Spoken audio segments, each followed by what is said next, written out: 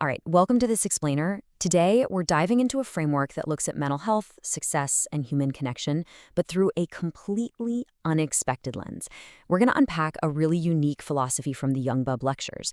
It actually connects our deepest, most paralyzing mental burdens directly to how we manage the time and energy of other people. It's fascinating, so let's just get right into it. So let's start off with a pretty profound question. Why do people who seem to literally have it all, fame, wealth, total respect, why do they suddenly get hit with debilitating conditions like panic disorder? Well, looking past traditional psychology, the source material offers us this unique spiritual perspective. It suggests that these afflictions aren't just random chemical misfires in the brain. Instead, they're deeply tied to our societal roles and, honestly, the unseen energetic debts we rack up when we're at the top. Section 1. The hidden cause of pain. Unmanaged desires. According to the lectures, conditions like panic disorder, severe OCD, or certain types of depression, they aren't just a streak of bad luck. They're actually severe, purposeful interventions driven by our own unchecked greed and desires. Nature basically allows the pain to get so paralyzing that you simply cannot function. You can't work, you definitely can't hide it, and the really fascinating part here, it immobilizes you so completely that your loved ones are actually forced to step in, put their own lives on hold, and deeply study what exactly went wrong in your environment. Moving to Section 2, the weight of popularity, a real case study. Now, to ground this abstract philosophy, the source uses a very recognizable anchor, the famous South Korean comedian Lee Kyung-kye. He's been incredibly public about his own struggles with panic disorder. The lecture asks a really direct question. Why is a guy who reached such massive, nationwide popularity suddenly crumbling under this intense psychological weight? And the answer applies to literally anyone who is chasing success. And it all comes down to how we define popularity. Traditionally, we see popularity as the ultimate prize, right? Fame, wealth, social status. But the Jungbub perspective completely flips this on its head. In this view, popularity is the literal consumption of other people's precious time and energy. Think about it. When you're popular, people are giving you their attention. They're following your lead.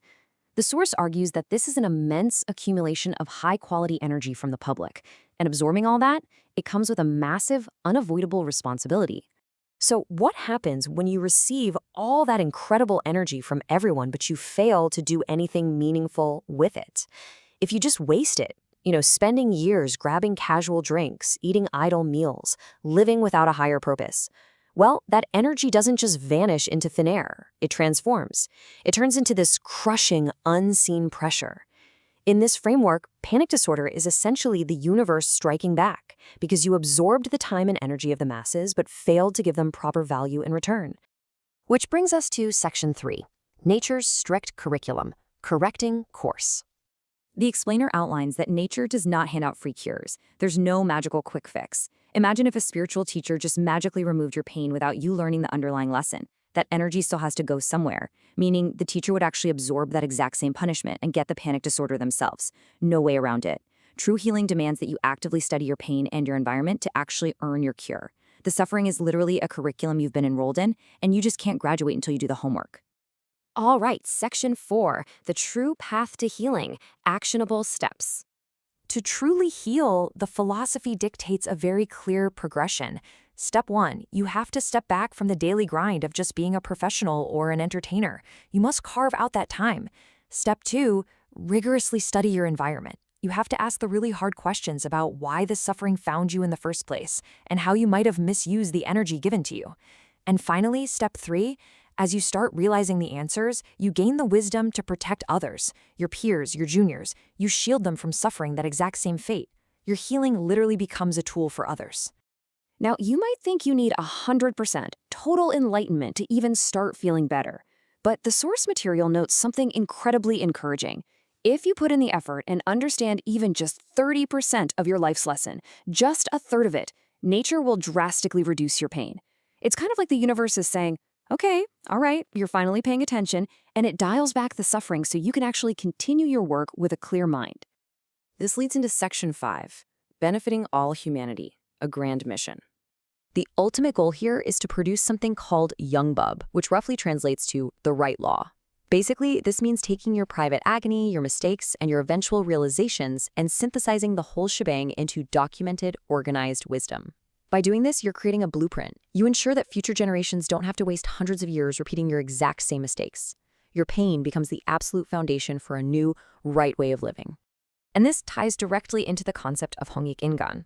It's this profound philosophical ideal of living your life to broadly benefit all of humanity. According to this view, we aren't just put here to pay bills and live for ourselves, right? We are born with a historical mission. The pain society hands us is our study material, and when we figure out how to live rightly and share that wisdom, we are fulfilling that ultimate mission. And I gotta say, the stakes here are incredibly high. By doing this grueling inner work, you aren't just saving yourself. The lecture states that curing yourself through true realization actually resolves ancestral sorrow. The negative energy, all that unresolved homework of your ancestors that eventually culminated in you, is finally processed. By breaking this generational curse, you permanently elevate your energy and ensure this dark cycle never touches your descendants again. It's a remarkably deep way to view our struggles, isn't it? As we wrap up this explainer, I want to leave you with this final, provocative thought to examine in your own life. Think about your success, your friendships, your influence. How are you using the time and energy others have so generously given to you? Are you honoring it, or are you just letting that unseen pressure build? Thank you so much for exploring this fascinating perspective with me today, and I really hope it sparks some deep reflection on your own journey.